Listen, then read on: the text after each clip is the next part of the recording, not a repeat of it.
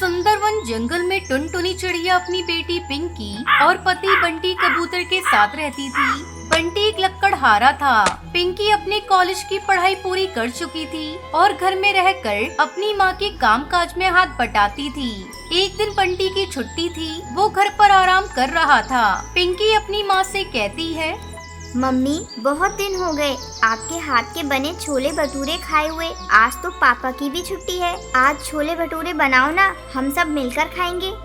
अरे बेटा, तुझे छोले भटूरे खाने थे तो कल बताती, मैंने छोले तो भिगोए ही नहीं, कैसे छोले भटूरे बना दूं? चल मैं तुझे कुछ और बनाकर खिलाती हूँ।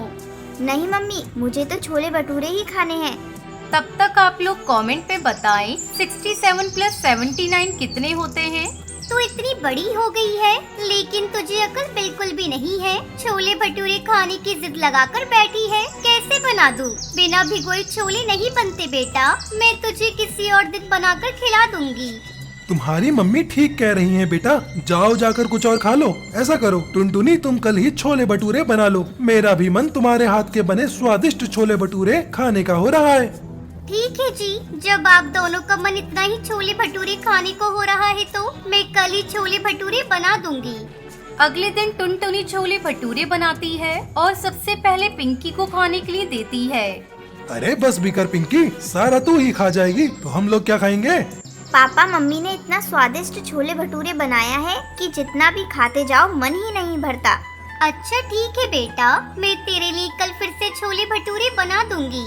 समय बीतने लगता है और एक दिन बंटी को उसका सेठ नौकरी से निकाल देता है।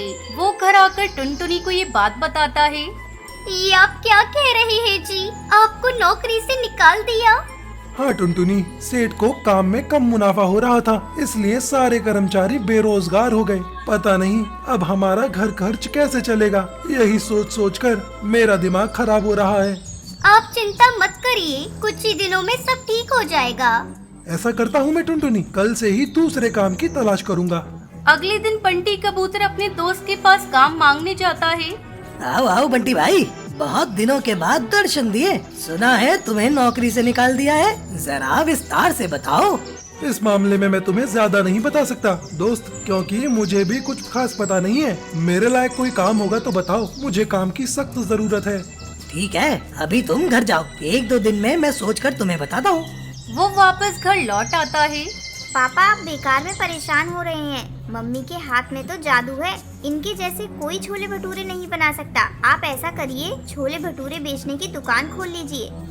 ये तो तुमने बहुत अच्छा रास्ता बताया है जी, मैं और आप मिलकर कल से ही छोले भटूरे बेचना शुरू कर देते हैं।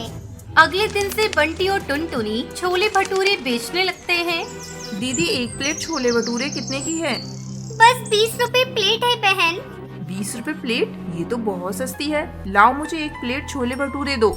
इस तरह कई ग्राहक उसकी दुकान पर उसके बनाए हुए छोले भटूरे खाने के लिए आते हैं। जल्दी ही सब कुछ ठीक हो जाता है और टुनटुनी अपने पति और बेटी के साथ खुशी खुशी अपनी जिंदगी बिताने लगती है। टूनी चिड़िया अपनी बहू टुनटुनी चिड़िया और अपने बेटे बंटी कबूतर के साथ रहती थी। बंटी कबूतर एक बहुत बड़े सेठ के यहाँ काम करता था। उसकी आमदनी बहुत अच्छी थी, जिसके चलते घर में किसी चीज की कमी नहीं थी। एक दिन बंटी कबूतर अपने ऑफिस जा रहा था, तभी एक बाज उस पर हमला कर देता है। इस हमले में बंटी कबूतर घायल हो जाता है और उसके दोनों पैर बेकार हो जाते हैं। अब वो दिन भर घर में पड़ा रहता था। एक दिन वो अपनी माँ से कहता है, माँ, मैं आप लोगों पर बोझ बन गया हूँ, अपाहिज होने से अच्छा था कि मैं मर जाता। आप ऐसा क्यों कह रहे हैं जी? मरे आपके दुश्मन, आप जल्दी ठीक हो जाएंगे। मैं आपका इलाज बड़े से बड़े डॉक्टर से करवाऊंगी। लेकिन टुनटुनी, मेरा इलाज करवाने के लिए तुम इतने सारे पैसे कहाँ से लाओगी? आप पैसों की चिंता मत करिए जी, मैं कैसे भी करके पैसे जुटा लूंगी। चलिए दवा खाकर आप आराम कीजिए। दवा खाकर बंटी कबूतर आराम करने लगता है। इस तरह कुछ दिन गुजर जाते हैं, लेकिन बंटी कबूतर की हालत में कोई सुधार नहीं होता। तब एक दिन टुनटुनी अपनी सास से कहती है, माँ जी, ऐसा कब तक चलेगा? मुझसे बंटी की हालत देखी नहीं जाती। हमें किसी अच्छे डॉक्टर से बंटी का इलाज करवाना चाहिए। बात तो तू सही कह रही है बहू, लेकिन हमारे पास इतने पैसे कहाँ हैं? अब तो घर में राशन भी खत्म हो चला है। मैंने जो थोड़े पैसे बचा कर रखे थे अब तो वो भी खत्म हो गए। समझ में नहीं आ रहा घर का खर्च कैसे चलेगा। माँ जी, मैं कल काम की तलाश में जाऊंगी, शायद मुझे कोई काम मिल जाए। अगले दिन टुनटुनी काम की तलाश में जाने लगती है। माँ जी, मैं काम ढूंढने जा रही हूँ, आप बंटी का ख्याल रखिएगा। अगर मुझे काम मिल गया तो मैं घर का राशन लेती आऊंगी। ठीक है बहू, तू जा और अपना ध्यान रखना। टुनटुनी कई पक्षियों के पास काम मांगने जाती है, लेकिन कोई उसे काम नहीं देता। अचानक जोरों की बारिश होने लगती है। बारिश से बचने के लिए टुनटुनी एक पेड़ की डाल पर बैठ जाती है और बारिश रुकने का इंतजार करने लगती है। तभी उसे एक चाय की दुकान दिखती है। वो चाय की दुकान कालू कौवे की थी। पक्षी उसकी दुकान पर चाय पी रहे थे। तब टुनटुनी सोचती है, क्यों ना मैं कालू कौवे की दुकान पर जाकर अपने लिए काम मांगूं। ऐसा सोचकर टुनटुनी चिड़िया कालू कौवे की दुकान पर जाती है। कालू भैया, क्या आप अपनी चाय की दुकान पर मुझे काम देंगे? मुझे काम की बहुत जरूरत है। क्या रे पीली चिड़िया, काम करने को तुझे मेरी ही दुकान मिली है? चल भाग यहाँ से। चेहरे से तू मुझे चोर नहीं दिखाई दे रही है। कहीं मेरे कप लेकर भाग गई तो मैं क्या करूँगा? शाम तक टुनटुनी को कोई काम नहीं मिलता। थक हार कर टुनटुनी अपने घर लौट आती है। घर पर टूनी चिड़िया उसकी राह देख रही थी। वो टुनटुनी के आते ही उससे पूछती है, क्या हुआ बहू, तुझे कोई काम मिला या नहीं? बंटी की दवा खत्म हो गई है। मैं सोच रही थी तू पैसे लेकर आएगी तो मैं उसकी दवा ले आऊंगी। अपनी सास की बातें सुनकर टुनटुनी रोने लगती है।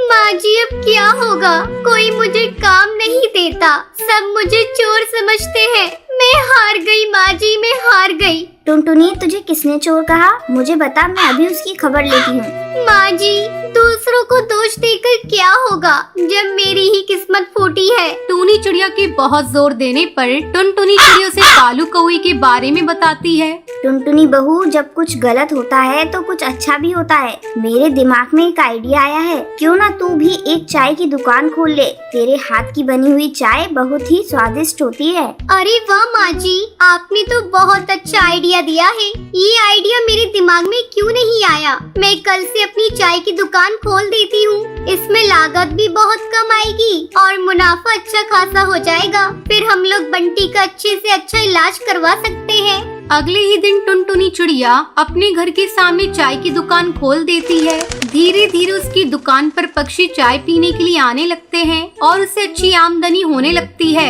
कुछ दिनों बाद बंटी का भी इलाज हो जाता है और फिर से वो चलने फिरने लगता है। फिर सभी खुशी खुशी रहने लगते हैं।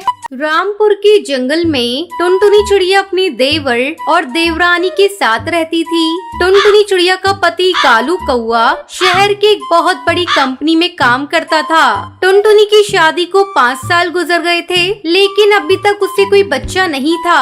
इस बात को लेकर कालू कौवा टुनटुनी चिड़िया से नफरत करने लगा था। एक दिन कालू कौवे का दोस्त टुन्नू चिड़ा उसका मजाक उड़ाते हुए कहता है, अरे भाई कालू, बाप बनने की खुशखबरी कब दे रहे हो? 5 साल से इंतजार कर रहा हूँ। ऐसा लगता है तुझ में तो बाप बनने की ताकत ही नहीं है। अपनी दोस्त की ऐसी बातें सुनकर कालू को बहुत शर्मिंदगी महसूस होती है। वो सीधा शराब की दुकान पर जाता है और शराब पीकर नशे में धुत अपने घर आता है।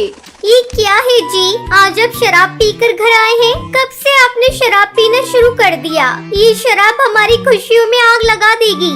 चल हट तू कुलच्छनी, अपने कमाई के पैसों की पी रहा हूँ, तुझे इससे क्या? और तू किस खुशी की बात कर रही है? आज तक तूने मुझे कौन सी खुशी दे दी है? शादी के 5 साल हो गए, तू मुझे एक बच्चा तक नहीं दे पाई। मेरे दोस्त मेरा कितना मजाक उड़ाते हैं, इसका तुझे अंदाजा भी है? तू बांझ है बांझ।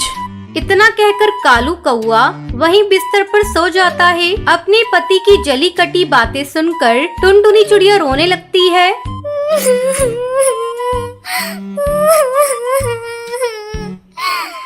उसके रोने की आवाज सुनकर उसकी देवरानी टूनी चिड़िया वहाँ आती है। क्या हुआ दीदी, आज भैया आप पर इतना गुस्सा क्यों कर रहे थे? क्या बताऊं टूनी, मेरी तो किस्मत ही फूटी है। शादी कितने साल हो गए, लेकिन अभी तक मैंने कोई संतान का सुख नहीं दे पाई। तू ही बता इसमें मेरी क्या गलती है। बच्चा देना तो ऊपर वाले के हाथ में है। पता नहीं भगवान मुझसे क्यों रूठे हुए हैं। टुनटुनी भाभी आप चिंता मत करिए, देवी माँ ने चाहा तो आप जरूर माँ बनेंगी। तुझे पता है टूनी, आज से इन्होंने शराब पीना भी शुरू कर दिया है। इस तरह कुछ दिन गुजर गए। एक दिन टूनी चिड़िया टुनटुनी के पास आती है और उसे खुशखबरी देती है। भाभी मैं माँ बनने वाली हूँ।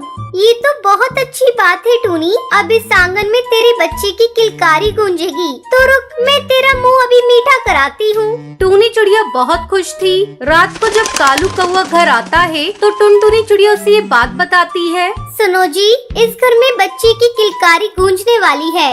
क्या कहा तूने? फिर से तो कहना। क्या मैं पापा बनने वाला हूँ? आज मैं बहुत खुश हूँ। अरे मेरी बात तो पूरी होने दीजिए। मैं नहीं, टूनी माँ बनने वाली है। इतना सुनते ही कालू आग बबूला हो जाता है। कर्म जली, मुझे पहले ही पता था तू कभी माँ नहीं बन सकती। रुक, मैं तेरी चमड़ी अभी उधेड़ता हूँ। इतना कहकर कालू टुनटुनी चिड़िया को पीटने लगता है। तभी टूनी चिड़िया अपने पति के साथ वहाँ आ जाती है और कालू के हाथ से डंडा छीन कर फेंक देती है। आप ये क्या कह रहे हैं भैया? आप भाभी को इस तरह क्यों पीट रहे हैं? आज नहीं तो कल बच्चा हो ही जाएगा, लेकिन इस तरह आप शोर मचाएंगे तो कैसे काम चलेगा? भाभी चलिए आप यहाँ से। टूनी चिड़िया उसे कमरे में ले जाती है।